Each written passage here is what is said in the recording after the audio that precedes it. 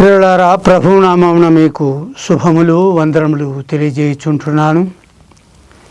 ఈ దినం యొక్క కార్యక్రమాన్ని మనం ఆరంభించుకునే దానికి ముందుగా ప్రార్థన చేసుకుని ముందుకు సాగుదాం.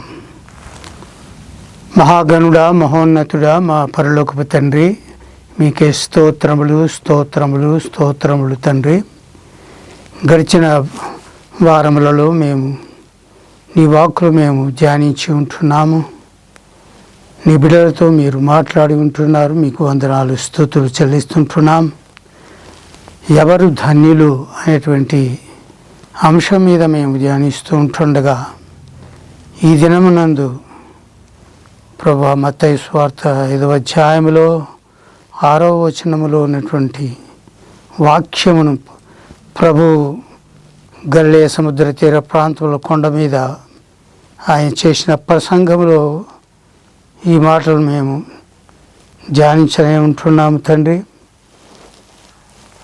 5వ అధ్యాయము 6వ వచనములోని మాటలు, నీతి కొరకు ఆకలి దప్పులు గలవారు ధన్యులు, వారు తృప్తిపరచబడుదురు అని నీ యొక్క వాక్యము సెలవిస్తూ ఉంటుంది. ఈ అంశం పైన మేము ధ్యానించుటకు నీ కృపను దయచేయము తండ్రి. నీ ఆత్మను నాకు దయచేయండి. మీరు నాలో ఉండి నా నోటిని బూరగా చేసుకుని మీరు నాతోనూ నీ బిడ్డలతోనూ మాట్లాడమని మా ప్రభువును ప్రేరక్షకుడైన యేసు క్రీస్తు వారి దివ్యమైన నామమున బతిమాలు వేడుకొంచున్నాను తండ్రి. ఆమేన్.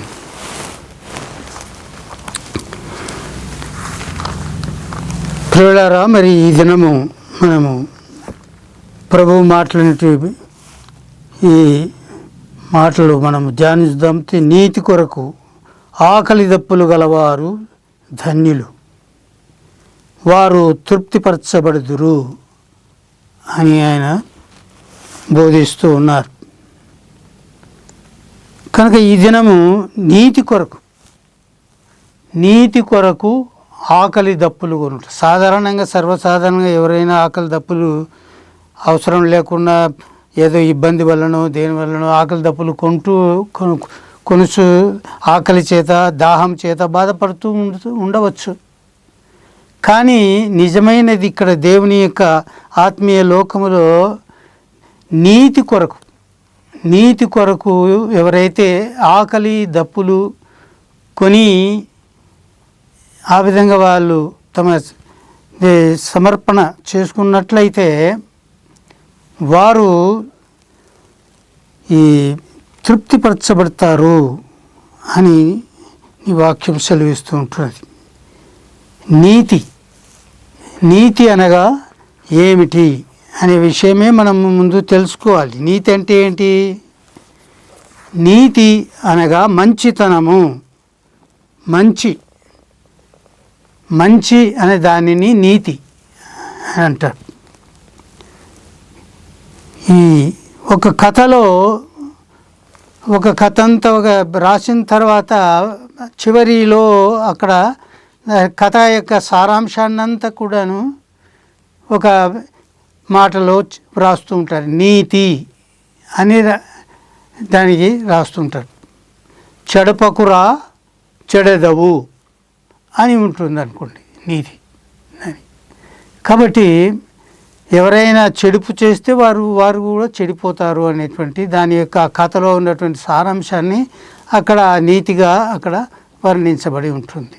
అది నీతి, ఆ యొక్క కథలో ఉన్నటువంటి మంచితనం దాని గురించి అన్నమాట. కాబట్టి మంచి దాని గురించి మనము ఈ దినము ధ్యానించనే ఉంటున్నాం. మత్తయి సువార్త 19వ అధ్యాయము 16 నుంచి 19వ వచనం మట్టునకు మనము చదువుకున్నట్లయితే అక్కడ రాయబడి ఉంటుంది. మత్తయి సువార్త 19వ అధ్యాయము 16వ వచనం నుంచి,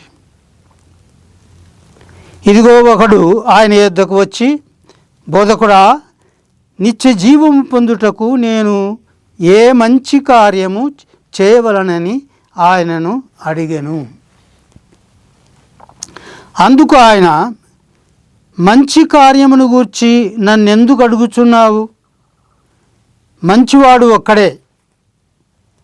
నీవు జీవములో ప్రవేశింపగురని ఎడల ఆజ్ఞలను గైకొనుమని చెప్పాను. అతడు ఏ ఆజ్ఞలని ఆయనను అడగగా, యేసు, నరహత్య చేయవద్దు, వ్యభిచరింపవద్దు, దొంగిలింపవద్దు, అబద్ధ సాక్ష్యము పలకవద్దు, తల్లిదండ్రులను సన్మానింపుము, నిన్ను వలె నీ పొరుగు వారిని ప్రేమింపవలెను అనునివియే అని చెప్పాను. అందుకు ఆ యవనుడు, ఇవన్నీ నేను అనుసరించుతూనే ఉన్నాను, ఇకను నాకు కొదవేయమని ఆయనను అడిగాను. అందుకు యేసు, నీవు పరిపూర్ణుడొకటకు కోరినలా పోయి నీ ఆస్తిని అమ్మి బీదలకిమ్ము, అప్పుడు పరలోకమందు నీకు ధనము కలుగును. నీవు వచ్చి నన్ను వెంబడించుమని అతనితో చెప్పాను. అయితే ఆ యవనుడు మిగుల ఆస్తి గలవాడు గనుక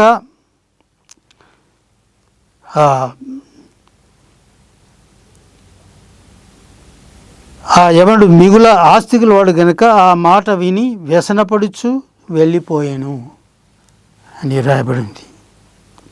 కాబట్టి ప్రియులారా, మంచితనము అనే దాని గురించి ఇక్కడ మంచివాడు ఒక్కడే అని ఇక్కడ రాయబడింది. మంచి కార్యము అంటే ఏమిటి? మంచివాడు ఒక్కడే. ఆ ఒక్కడు ఎవరు అంటే దేవుడు ఒక్కడే మంచివాడు, మరి ఎవరు కూడా మంచివారు కాదు అనేటువంటి విషయాన్ని ప్రభు ఇక్కడ చెప్తూ ఉన్నట్లుగా మనకు తెలుస్తుంది. ఇదే విషయము మరి మార్కు సువార్త 10వ అధ్యాయం 17వ వచనములోను అక్కడ సద్బోధకుడా అని సంబోధించటం, మరి లూకా సువార్త 18 వచనంలో దేవుడు ఒక్కడే కానీ మరి ఎవడు సత్పురుషుడు కాడు అని ఇక్కడ సత్పురుషుడా అని సంబోధించటం. ఈ మూడు సువార్తలలో ఈ విషయము రాయబడి ఉంటుంది. మత్తయి సువార్తలో అక్కడ మంచి వాడు అనే గురించి, మంచి కార్యము గురించి అక్కడ ప్రశ్నిస్తూ ఉంటున్నాడు. కాబట్టి మంచివాడు ఒక్కడే అంటే మంచివాడు దేవుడు ఒక్కడే మంచివాడు, మిగతా వారు ఎవరు కూడా మంచివారు కాదు అనేటువంటి విషయాన్ని. అదేవిధంగా మరి సద్బోధకుడు అంటే మంచివాడు అని అర్థం, సత్పురుషుడు అని కానీ. కాబట్టి ఈ లక్షణాలు ఒకరికే ఉంటాయి, అందరిలో ఇవి ఉండవు అనే విషయాన్ని అక్కడ ప్రభువారు అక్కడ తెలియజేస్తూ, కాబట్టి నీవు ఆజ్ఞలను గాయకొనుము అంటే ఏ ఆజ్ఞలు అంటే అవన్నీ కూడా ప్రభువు చెప్పాడు ధర్మశాస్త్రంలో. అంటే ఈ ఆజ్ఞలన్నీ కనుకోను, ఇవన్నీ నేను నా చిన్నతనం నుండి కూడా నేను ఇవన్నీ అనుసరిస్తూనే ఉన్నాను, ఇంకా నాకు కొదవేమున్నది అని అంటే, నీవు నీ ఆస్తిని బీదలకు అమ్మివేసి ఇచ్చి మరి నన్ను వెంబడించు, అప్పుడు నీకు పరలోకంలో నీకు ధనము దొరుకుతుంది అని చెప్పేసి ప్రభు చెప్పినప్పుడు, నన్ను వెంబడించమని చెప్పినప్పుడు అతడు మిగుల ఆస్తి గలవాడు గనక అతడు వ్యసనపడుచు వెళ్ళిపోయాను అని ఇక్కడ వ్రాయబడి ఉంటుంది. కాబట్టి మంచితనం గురించి మనం ఆలోచన చేస్తుంటున్నాం.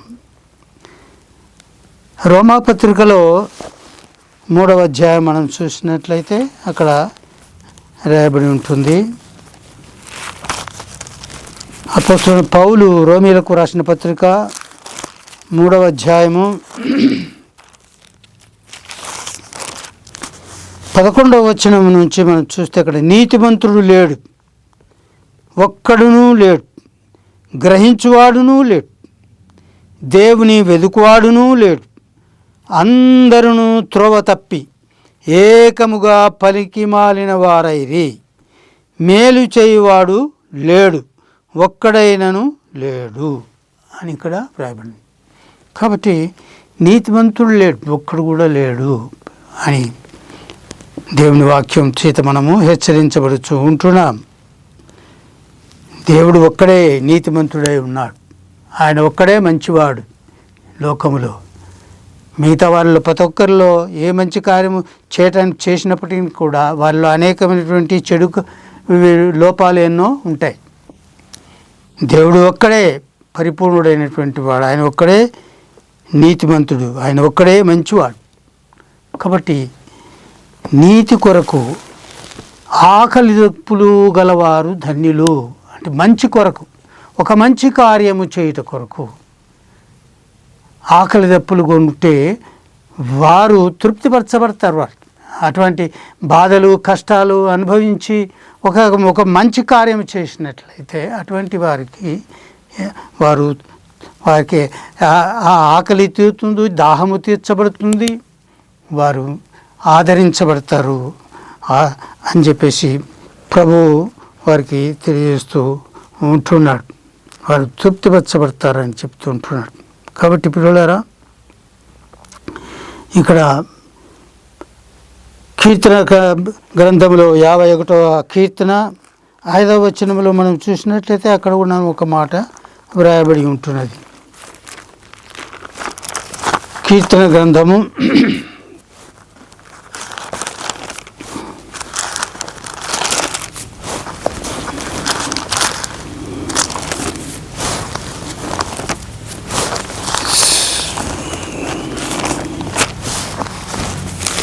51వ కీర్తన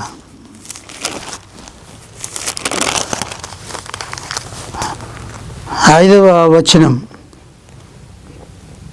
నేను పాపములో పుట్టినవాడను, పాపములోనే నా తల్లి నన్ను గర్భమున ధరించెను అని ఆయన ఇక్కడ రాస్తుంటున్నాడు. నేను పాపంలోనే పుట్టినవాడు, పాపంలోనే నా తల్లి గర్భం ధరించినది అని, నా పాపంలోనే నా తల్లి నన్ను గర్భం ధరించి నన్ను కన్నది. కాబట్టి నేను జన్మతోనే పాపినై ఉంటున్నాను.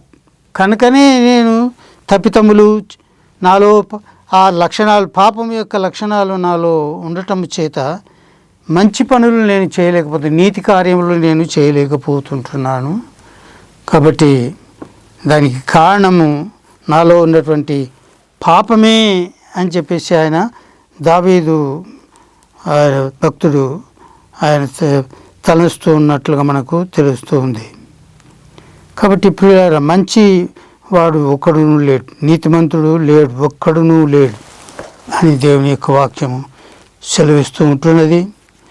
మరి యెషయా గ్రంథములో మనం చూస్తాం. యెషయా గ్రంథము 33, 15, 16 వచనాలను మనం చూస్తే అక్కడ కూడా యెషయా గ్రంథము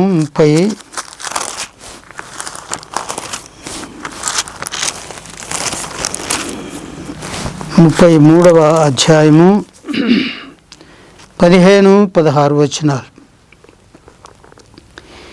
నీతిని అనుసరించి నడుచుచు, యథార్థముగా మాట్లాడుచు, నిర్బంధం వలన వచ్చు లాభమును ఉపేక్షించుచు, లంచము పుచ్చుకొనకుండా తన చేతులను మలుపుకొని, హత్య అను మాట వినబడకుండా చెవులు మూసుకొని, చెడుతనము చూడకుండా కన్నులు మూసుకునివాడు ఉన్నత స్థలమున నివసించును. పర్వతములలోని శిలలు అతనికి కోట ఎగును, తప్పక అతనికి ఆహారము దొరుకును, అతని నీళ్లు అతనికి శాశ్వతముగా ఉండును అని ఇక్కడ రాయబడి ఉంటున్నది. కాబట్టి నీతికి అనుసరించేటువంటి వాడు ఇలాగా భయము, దేవుడంటే భయము అని భక్తి కలిగి ఈ యథార్థమైనగా జీవించటానికి ప్రయాసపడాలి. నీతి కొరకు ప్రయాసపడుతూ ఆకలి దప్పులు కొంటే వారు తృప్తిపరచబడతారని దేవుని వాక్యం సెలవుస్తుంది. కాబట్టి నీతిని అనుసరించి నడుచు, యథార్థముగా మాట్లాడుచు, యథార్థంగా మాట్లాడాలి ఉన్నది ఉన్నట్టుగా, నిర్బంధం వలవచ్చు లాభమును అపేక్షించక, పై రాబడులు అటువంటి ఆశించకుండా ఉండాలని, లంచము పుచ్చుకోకుండా తన చేతులను మలుపుకోవాలి అని అంటున్నాడు. అని హత్య అనేటటువంటి మాట వినకుండా చెవులు మూసుకుని, చెడుతనమును చూడకుండా కళ్ళు మూసుకుని వాడు ఉన్నత స్థలముల మీద నివసించును అని ఇక్కడ వ్రాయబడింది. కాబట్టి అటువంటి వ్యక్తులకు మరి పర్వతములలోని శిలలు అతనికి కోటయగును అని ఇక్కడ ప్రభు చెలవిస్తూ ఉంటున్నాడు. తప్పక అతనికి ఆహారం దొరుకును, అతని నీళ్లు అతనికి శాశ్వతముగా ఉండును, వారు తృప్తిపరచబడతారు అని దాని యొక్క భావం. కాబట్టి నీతి గలవారు, నీతి దేని కొరకు నీతి కొనాలి? ఆకలి దప్పులు గలవారు, నీతి కొరకు ఆకలి దప్పులు, నీతి కొరకు ఆకలి దప్పులు గలవారు ధన్యులు. కాబట్టి నీతి కలిగి జీవించడం, వాటి కొరకు ప్రయాసపడటము అని ఇక్కడ రాయబడి ఉంటున్నది. అదేవిధంగా యెషయా గ్రంథం 32వ అధ్యాయము 17వ వచనంలో కూడా కొన్ని మాటలు ఇక్కడ ఉంటున్నాయి. నీతి ఏం చేస్తుంది? మనం నీతిమంతులుగా ఉన్నట్లయితే, మనం నీతిగా జీవించినట్లయితే దానివల్ల ఉపయోగం ఏమిటి అని ఇక్కడ చెప్తాను. నీతి సమాధానమును కలగజేయును. ఎప్పుడైతే నీవు నీతి కలిగి మంచితనము కలిగి నీవు జీవిస్తావో అక్కడ సమాధానము ఉంటుంది అని దేవుని మాటలు ఇక్కడ తెలియజేస్తూ ఉంటున్నాయి. నీతి సమాధానమును కలగజేయును, నీతి వలన నిత్యమును నిమ్మలము నిబ్బరము కలుగును అని ఇక్కడ రాయబడింది. కాబట్టి నీతిగా నడుచుకోవటము దానివల్ల ఉపయోగం ఏమిటి అని అంటే ఇక్కడ దేవుని వాక్యం సెలవిస్తున్నది. ఎవరైతే నీతిగా మంచితనముగా జీవిస్తూ ఉంటారో అటువంటి అక్కడ ఏమి కలుగుతుంది? నిమ్మలం ఉంటుందట. నిమ్మలం, ప్రశాంతత. నిమ్మలం అంటే ప్రశాంతత కలిగి ఉంటుంది. అక్కడ నిబ్బరము కలిగి ఉంటారు. అక్కడ ఏమి తొందరపాట్లు ఏమి లేవు. అది ఇక్కడ రాయబడి ఉంటుంది. అక్కడ నీతి నిత్యమును నిమ్మలము నిబ్బరము కలుగును. అప్పుడు నా జనులు విశ్రమ స్థలముల యందును ఆశ్రయ స్థానముల యందును సుఖకరమైన నివాసముల యందును నివసించెదరు. అది కలిగేటువంటి ఉపయోగం, నీతి వల్ల కలిగేటువంటి ఉపయోగం అన్నమాట. అదే దేవుడు అందుకని మీరు నీతి గలవారై జీవించుడి, నీతిమంతులుగా జీవించండి అని ఎందుకు ప్రభు హెచ్చరిస్తున్నారంటే నీతి వల్ల మనకు నిమ్మలము నిబ్బరము కలుగుతుంది. మరి ప్రజలకందరికీ కూడాను దానివల్ల విశ్రమ స్థలములందు ఆశ్రయస్థానముల యందు సుఖకరమైన నివాసముల యందును నివసించదరు. అటువంటి పరిస్థితి ఏర్పడుతుంది అని, అలాగా ప్రజలకు సుఖంగా అయినటువంటి నివాసాలు సుఖకరమైనటువంటి ఇది ఆశ్రయస్థానములు ఇవన్నీ లభిస్తాయని చెప్పేసి ఈ వాక్యము చేత మనము హెచ్చరించబడుతూ ఉంటున్నాం. కాబట్టి అందుకొరకే నీతి కొరకు ఆకలి దప్పులు కొనాలి, నీతి కొరకు ప్రయాసపడాలి. ఆ విధంగా నీతి కొరకు ప్రయాసపడితే వారు తృప్తిపరచబడతారు అని దేవుని యొక్క వాక్యం చేత మనము హెచ్చరించబడుతూ ఉంటున్నాం. మరి యోబు గ్రంథంలో మనం చూస్తాం. యోబు గ్రంథం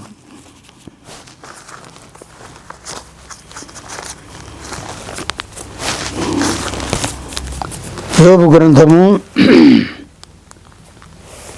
22వ అధ్యాయము 3వ వచనం.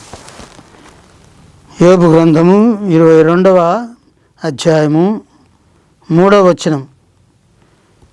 నీవు నీతిమంతుడవై ఉండుట సర్వశక్తుడగు దేవునికి సంతోషమా? నీవు యథార్థవంతుడవై ప్రవర్తించుట ఆయనకు లాభకరమా అని ఇక్కడ వ్రాయబడింది. కాబట్టి దేవుడు మనల్ని హెచ్చరిస్తున్న మీరు నీతిగా జీవించాలి, మంచితనము కలిగి జీవించాలి అని హెచ్చరిస్తూ ఉండగా అయితే దానివల్ల నీవు నీతిగా నడుచుకుంటే వల్ల దేవునికి ఏమైనా ఉపయోగకరంగా ఉంటుందా? ఆయనకి ఏమైనా లాభమా? నీవు నీతిమంతుడుగా జీవించితే ఆయనకి ఏమైనా సంతోషం కలుగుతుందా? నీవు యథార్థవంతుడివై ప్రవర్తించడం వల్ల ఆయనకేమన్నా లాభం కలుగుతుందా అని ఇక్కడ వాక్యం చేత మనము హెచ్చరించబడుతూ ఉంటున్నాం. అయితే ఎవరికి ఉపయోగకరము అనేది ఆ సంగతిని యోబు గ్రంథము 35వ అధ్యాయము 7-8 వచనాల్లో మనం చూస్తాం. అక్కడ 35వ అధ్యాయంలో 7-8 వచనాల్లో, నీవు నీతిమంతుడు అయినను ఆయనకు నీవేమైనా ఇచ్చుచున్నావా? ఆయన నీ చేత ఏమైనా తీసుకునునా? నీ వంటి మనుష్యునికే నీ చెడుతనమును నీ చెడుతనపు ఫలము చెందును, నరులకే నీ నీతి ఫలము చెందును అని ఇక్కడ రాయబడింది. కాబట్టి మనము నీతిగా మనము జీవించినప్పుడు దాని యొక్క ఫలము మన మనుషులమైనటువంటి ఇతరులకు దాని యొక్క ఫలము చెందుతుంది అని ఇక్కడ రాబడి. నీ వంటి మనుష్యునికి దాని యొక్క ఫలము చెందుతుంది. నీవు చెడు చేస్తే నీ మానవునికే చెడు ఫలము కూడా చెందుతుంది. నువ్వు చెడు చేస్తే చెడు నీకు కూడా ఇతరులకు చెడు చేస్తే నీకు చెడు కలుగుతుంది. నీవు నీతిగా జీవించినట్లయితే ఇతరులకు ఉపయోగకరంగా ఉంటుంది, నీవుకు లాభకరంగా ఉంటుంది అని చెప్పేసి ఇక్కడ మనకు హెచ్చరిక చేయబడుతూ ఉంటున్నది. కాబట్టి మనము నీతిగా యథార్థంగా మనం జీవించటం వల్ల మన ఇతరులు, మన పొరుగువారు కానీ ఇతరులు కానీ వారికి దాని ఫలము వారికి లభిస్తుంది, వారికి సమాధానం కలుగుతుంది అని దేవుని యొక్క వాక్యము సెలవిస్తూ ఉంటున్నది. అంతేకాకుండా యెషయా గ్రంథము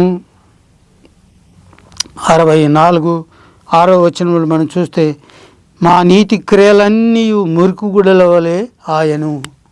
అనంతటికి మనము ప్రయాసపడి నీతిగా జీవించాలని మనం ప్రయత్నం చేస్తే మన యొక్క నీతి క్రియలన్నీ కూడా దేవుని సముఖములో అవి మురికి గుడల వలె ఉంటాయని దేవుని యొక్క వాక్యం.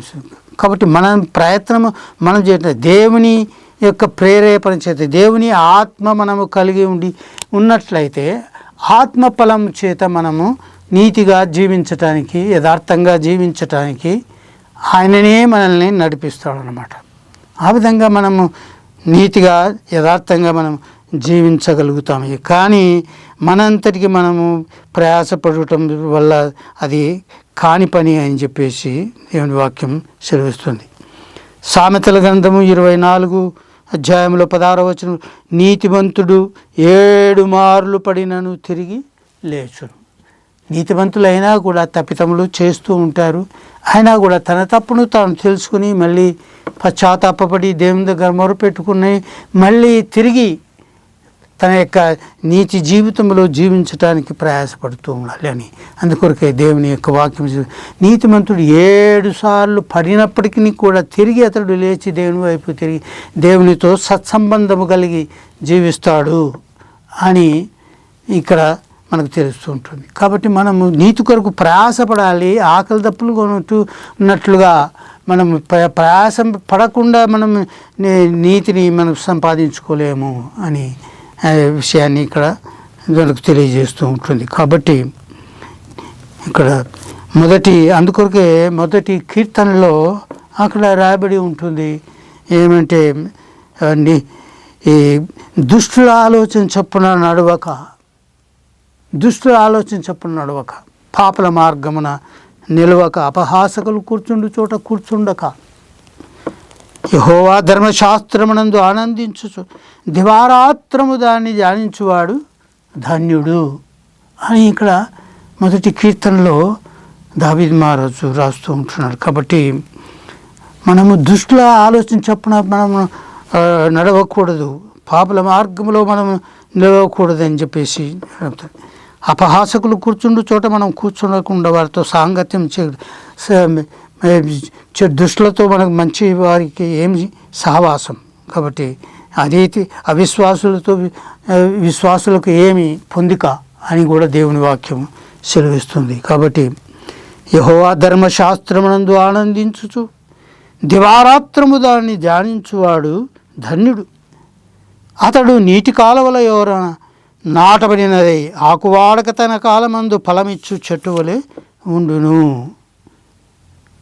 కాబట్టి నీతిమంతులు ఎప్పుడైతే దేవుని వాక్యమును అనుదినము ధ్యానించుచు దేవుని వాక్య ప్రకారంగా మనం వినువారు మాత్రమే ఉండకుండా ఆ వాక్యమును హృదయంలో భద్రపరచుకు వారి చొప్పున నడుచుకుని వారమై ఉండాలని మనం కిందటి వారంలో కూడా నేర్చుకున్నాం. కాబట్టి మనం వినివారం మాత్రమై ఉండి మనల్ని మనం మోసపుచ్చుకోకుండా వాక్య ప్రకారంగా జీవించటానికి ప్రయత్నం చేసినట్లయితే అతడు నీటి కాలువల ఓరన నాటబడినటువంటి చెట్టు ఎలా ఉంటుంది, అది ఆకు వాడకుండా దాని కాలంలో అది ఫలమిచ్చు చెట్టు వలె ఉంటుంది అని చెప్పేసి ఇక్కడ రాయబడింది.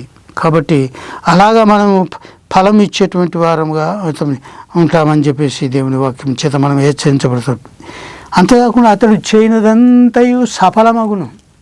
నీతివంతుడు చేసేటువంటి క్రియలు ఆ పనులన్నీ కూడా సఫలమవుతూ ఉంటాయి, చేదు కూడా విఫలము కావు అని చెప్పేసి ఇక్కడ చెబుతుంటారు. అంతే కాబట్టి దుష్టులు అలాగను ఉండక గాలి చెదరగొట్టు పొట్టువలే ఉందరు. కాబట్టి న్యాయతి విమర్శలో దుష్టులను, నీతిమంతుల సభలో పాపులను నిలవరు. నీతిమంతుల మార్గము యెహోవాకు తెలియను, దుష్టుల మార్గము నాశనమునకు నడుపును అని ఇక్కడ రాయబడి ఉంటుంది.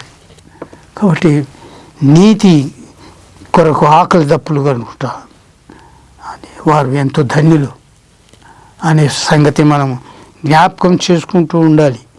అంతేకాకుండా కీర్తనల గ్రంథము 5:12 5వ కీర్తన చూసినట్లయితే 5వ కీర్తన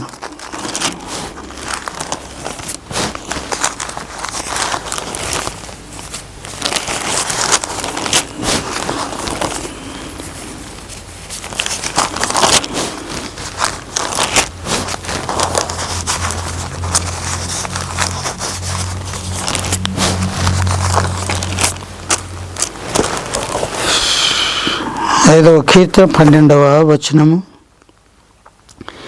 యెహోవా నీతిమంతులను ఆస్వాదించువాడవు నీవే, ఖేడముతో కప్పినట్లు నీవు వారిని దయతో కప్పెదవు అని ఇక్కడ వ్రాయబడి ఉంటున్నది. నీతిమంతులను ఆస్వాదించువాడు ఆయనని. కాబట్టి మనము నీతికి కొరకు ఆకలి దప్పులు కొంటూ మనము ఆ విధంగా నీతి కొరకు ప్రయాసపడుతున్నట్లయితే ఆయన మనలను ఆస్వాదించేవాడుగా ఉంటున్నాడు. అంతేకాకుండా ఖేడముతో కప్పునట్లు ఆయన మనల్ని దయతో కప్పుతాడు అని వాక్యం సెలవిస్తుంది. కాబట్టి దేవుని యొక్క దయతో మనం కప్పబడి జీవించుట కొరకు మనం ఆ నీతి కొరకు ఆకలి దప్పులు కొనాలని మనం హెచ్చరించబడుతూ ఉంటున్నాం. అంతేకాకుండా 14వ కీర్తనలో కూడాను ఇక్కడ 14వ కీర్తన 5వ వచనం, దేవుడు నీతిమంతుల సంతానం పక్షమున ఉన్నాడు అని రాబడి. కాబట్టి దేవుడు ఎల్లప్పుడూ ఎవరైతే నీతిమంతిగా కొరకు ప్రయాసపడుతూ ఉంటారో అటువంటి నీతిమంతుల సంతానము పక్షమున ఉంటాడట. వారి బిడ్డలకు, నీతిమంతుల యొక్క బిడ్డలను వర్ధిల్ల చేసి వారిని కాపాడినటువంటి వాడుగా ఉంటున్నాడని దేవుని వాక్యం సెలవిస్తుంది. 34వ కీర్తనలో 19వ వచనము, నీతిమంతునికి కలుగు ఆపదలు అనేకములు అని రాయబడింది. నీతి కొరకు ప్రయాసపడితే వారికి ఆకలి దప్పులు గొలుచు మరి నీతి కొరకు ప్రయాసపడి అనేకమైనటువంటి ఆపదలు కలుగుతాయట. అయినా కూడా మనం ఆ విధంగా మనం ఆకలి దప్పులు కొంటూ ప్రయాసపడినట్లయితే వాటి అన్నిటిలో నుండి యెహోవా వారిని విడిపించును అని రాయబడింది. దేవుడు వారికి తోడుగా ఉండి ఆ ఆకలి దప్పులు నుండి తప్పించి వారికి సమయానికి వారికి ఆయన తృప్తిపరుస్తూ ఉంటాడని దాని యొక్క భావం ఏముంటుంది. కాబట్టి అటువంటి శ్రమల్లో ఉండి ఇబ్బందుల్లో ఉండి నీతివంతులను ఆయన విడిపిస్తూ ఉంటాడు అని దేవుని యొక్క వాక్యం సెలవిస్తూ ఉంటున్నది. అంతేకాకుండా ప్రియులారా, ఈ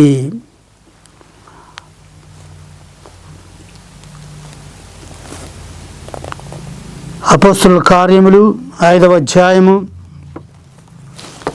17 నుంచి మనం చూసినట్లయితే అక్కడ కొన్ని విషయాలు నీతి కొరకు ఆకలి దప్పులు కొనుట అనేటువంటి విషయం గురించి ఇక్కడ మనం ధ్యానిస్తూ ఉంటున్నాం.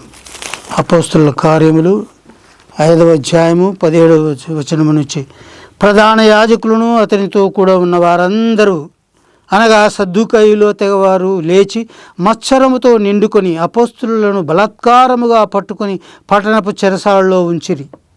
అయితే ప్రభువు దూత రాత్రివేళ ఆ చెరసాల తలుపులు తీసి వారిని వెలుపలికి తీసుకుని వచ్చి, మీరు వెళ్ళి దేవాలయంలో నిలబడి ఈ జీవమును గూర్చి నా మాటలన్నీ ప్రజలతో చెప్పుడని వారితో అనెను. వారు ఆ మాట విని తెల్లవారగాని దేవాలయంలోకి వెళ్ళి బోధించుతుండరి. నీతి కొరకు వీరు ప్రయాసపడుతూ అపోస్తులు వెళ్ళంతా ప్రభు పునరుద్ధరణే ఆరోహణమై పరలోకంకి వెళ్ళిన తర్వాత 50వ దినమున ఆ పెంతెకొస్తు పండుగ దినమున వారికి పరిశుద్ధాత్మను అనుగ్రహించి శుద్ధాత్మ చేత నింపాడు. ఆ తర్వాత వారు ప్రజలలోనికి వెళ్ళి దేవుని యొక్క స్వార్థను ప్రకటిస్తూ ఉంటుండగా వారందరూ మత్సరపడుతూ ఉంటున్నారు. ఈ ప్రధాన యాజకులు, ఈ పరిసయ్యులు వాళ్ళందరూ కూడా మత్సరపడుతూ వారిని అపోస్తలులందరినీ తీసుకుని పోయి చెరసాలలో వేశారట. వారు ఏం తప్పులు చేశారని, వారు ఏమి చేయరాని కార్యములు చేశారని, దేవుని యొక్క సువార్తను ప్రకటిస్తున్న దానికి బట్టి వారిని బలవంతముగా వాళ్ళని బంధించి తీసుకుని పోయి చెరసాలలో వేసి రాత్రి పెడితే దేవుని యొక్క దూత అర్ధరాత్రి వేళలో వచ్చి తలుపులు తీసి వారిని వెలుపలికి తీసుకుని వచ్చి, మీరు దేవాలయంలోనికి తెల్లవారిన తర్వాత వెళ్ళి మళ్ళీ మీరు దేవుని నామమును గూర్చి ప్రకటించండి అని ఆ దూత చెప్పి వెళ్ళినట్టుగా మనకు తెలుస్తుంది. అప్పుడు ఉదయమున వాళ్ళందరూ మళ్ళీ వాళ్ళని ఆ చెరసాలలో ఉన్న వారిని పిలుచుకొని రాని అంటే అక్కడ చూసిన వారిని వెళ్ళినటువంటి వారు చూస్తే తలుపులు వేసినట్టే ఉన్నాయి, కానీ అక్కడ ఎవరు కూడా కనపడలేరు. వాళ్ళు భయంతో తిరిగి వచ్చినారు. ఇంతలోనే వాళ్ళ కొందరు పోయి, ఇదిగో మీరు చెరసాలలో వేయించినట్టు ఆ యొక్క వ్యక్తులు దేవాలయంలో దేవుని వాక్యమును బోధిస్తున్నారని చెప్పగా మళ్ళీ వాళ్ళు తీసుకుని పోయి వారిని ఏమీ దండించకుండా తీసుకుని వచ్చి ప్రధాన యాజకుని దగ్గర నిలబెట్టినప్పుడు, మేము మీ ఈ యొక్క వాక్యం గురించి మీరు బోధించకూడదని మేము హెచ్చరించితిమి కదా, ఆయన మీరు ఎందుకు ఆ విధంగా చేస్తున్నారు? ప్రధాన యాజకుడు వారిని చూసి, మీరు ఈ నామమును బట్టి బోధింపకూడదని మేము మీకు ఖండితముగా ఆజ్ఞాపింపలేదా? ఇదిగో మీరు యెరూషలేమును మీ బోధతో నింపి ఈ మనుష్యుని హత్య మా మీదకి తేవలనని ఉద్దేశించుచున్నారని చెప్పాను. అందుకు పేతురును అపోస్తలులను, మనుష్యులకు కాదు దేవునికే మేము లోబడలను కదా, మీరు మ్రానును వేలాడవేసి సంహరించిన యేసును మన పితరుల దేవుడు లేపను, ఇశ్రాయేలులకును మారుమనస్సును పాపక్షమాపణను దయచేయుటకై దేవుడు ఆయనను అధిపతినిగాను రక్షకునిగాను తన దక్షిణ హస్త బలము చేత హెచ్చించి ఉన్నాడు. దేవుడు తనకు విధేయులైన వారికి అనుగ్రహించిన పరిశుద్ధాత్మ ఈ సంగతులకు సాక్షులమై ఉన్నామని చెప్పిరి. కాబట్టి వారి నీతి కొరకు వారు ఆకలి దప్పులు కొంటూ చెరసాలలో బంధింపబడినప్పుడు దేవుని దూత వారిని వచ్చి విడిపించి, మేము దేవుని మాట, మనుషుల మాట వినుట కంటే దేవుని మాట వినవలన వారిని చెప్పినట్టుగా మనకు తెలుస్తుంది. కాబట్టి మేము దేవుని మాట వినాలి, కానీ మీ మాటలు కాదు, మేము దేవుని వాక్యం చెప్పకుండా ఉండలేము అని చెప్పేసి వారు చెప్పినట్లుగా మనకు తెలుస్తుంది. కాబట్టి ప్రియులారా, ఇది ఆ విధంగా వారు నీతి కొరకు వారు ఎన్నో శ్రమలు పడ్డారు, దెబ్బలు తిన్నారు, చెరసాలలో ఆకలి దప్పులు కొన్నారు. అయినా కూడా దేవుడు వారిని ఆదరణ ఇచ్చేసి వారిని విడిపించి వారిని ఓదార్చినట్లుగా తృప్తిపరిచినట్లుగా మనకు తెలుస్తుంది. మరి అపోస్తలుల కార్యములు 14వ అధ్యాయంలో కూడా మనం చూస్తాము.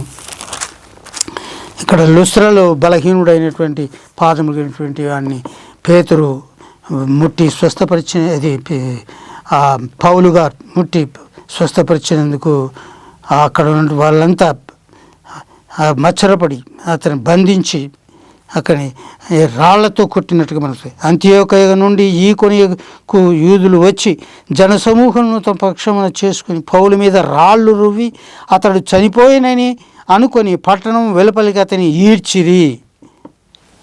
ఆ విధంగా అతడు చనిపోయేటట్టుగా రాళ్లతో కొట్టాడు. అతడు ఏం పాపం చేశాడు, ఏం తప్పు చేశాడు? బలహీన పాదములు కలిగినటువంటి అతన్ని స్వస్థపరిచాడు. బాగు చేశాడు. గంతులు వేస్తూ అతడు తిరుగుతూ ఉండగా వారు ఓర్వలేక వీరు కొత్త ఈ బోధ చేస్తూ ఉంటున్నారని చెప్పేసి అతన్ని రాళ్లతో కొట్టి, ఇక్కడ మీ యొక్క మాటలు ఏమి ఇక్కడ వినిపించవద్దు అని చెప్పేసి వారిని అతని చనిపోయాడేమో అనుకొని ఇక వాళ్ళు పట్టణపు వెలుపలికి అతన్ని ఈడ్చుకుని పోయారట. ఈడ్చుకుని పోయి పట్టణం వెలుపలికి తీసుకుని పోయారు. అయితే అతడు ఆ శిష్యులు అతని చుట్టూ నిలిచి ఉండగా అతడు లేచి పట్టణంలో ప్రవేశించి మరునాడు బర్నబాతో కూడా దెర్బేకు బయలుదేరిపోయాను. వారు ఆ పట్టణంలో స్వార్థ ప్రకటించి అనేకులను శిష్యులుగా చేసి అని ఇక్కడ రాబడింది. ఆయన కూడా ఆ విధంగా. కాబట్టి నీతి కొరకు ఆకలి దప్పులు కొనుట ధన్యులు, వారు ఓదార్చబడుదురు. అదేవిధంగా పౌలు గారు 2వ కొరింథీ పత్రిక 11వ వచనంలో మనం చూస్తాం. అపొస్తలుడైన పౌలు కొరింథీయులకు రాసిన 2వ పత్రికలో మనం చూస్తే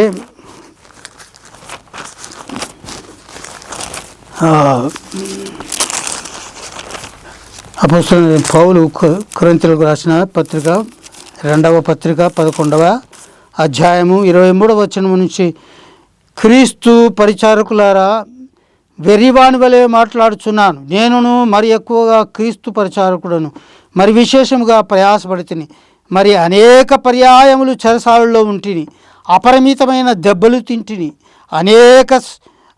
అనేక మారులు ప్రాణాపాయములలో ఉంటిని, యూదుల చేత 5 మార్లు ఒకటి తక్కువ 40 దెబ్బలు తింటిని, 3 దెబ్బలతో కొట్టబడి తిని, ఒకసారి రాళ్లతో కొట్టబడి తిని, 3 ఓడ పగిలి శ్రమపడి తిని, ఒక రాత్రింబగళ్ళు సముద్రములో గడిపి తిని, అనేక పర్యాయములు ప్రయాణములలోను, నదుల వలనైన ఆపదలలోను, దొంగల వలనైన ఆపదలలోను, నా స్వజనుల వలనైన ఆపదలలోను, అన్యజనుల వలనైన ఆపదలలోను, పట్టణములలో ఆపదలలోను, అరణ్యములో ఆపదలలోను, సముద్రములో ఆపదలలోను, కపట సోదరుల వలన ఆపదలలోను ఉంటిని.